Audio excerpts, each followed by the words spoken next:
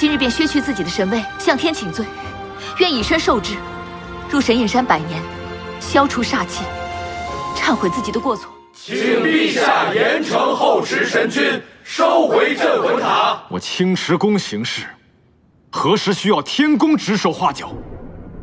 天帝对镇魂塔一事早有决断，尔等若是再纠缠，本君不介意荡平此地。什么？这太狂妄了！孤君，父神，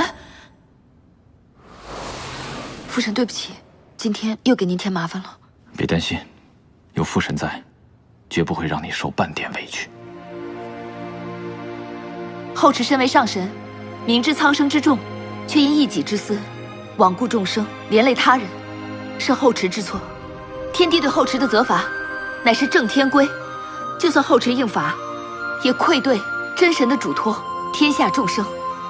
所以此时此地，后池愿当着众神仙的面，加重自己的责罚，以儆效尤。自罚？你要如何自罚？后池偷盗神器，为祸众生，自知罪孽深重，所以今日便削去自己的神位，向天请罪，愿以身受之，入神隐山100年，消除煞气，忏悔自己的过错。后池，你可知此自罚有多重吗？唯愿天帝可以免去对青木所有的责罚，这一切罪责由我来承担。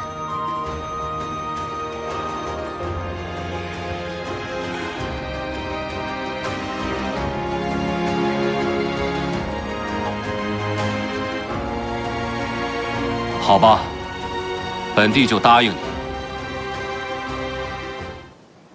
父神，对不起，我知道方才在殿中太过冲动，可是我看不得青池宫遭人诟病，所以你就放下了父神，放下了青木，选择自我放逐。父神，这世界上没有两全法，我为了救博玄，连累了青木，害了世人，这本就是我的错，我应该受罚。只要博玄还有一线希望，那这所有的一切，我愿意承受。父神问你，倘若有一天，博玄醒来了，但他已经不再是当初的他，你也不悔？不会，只要他平安的活着，就够了。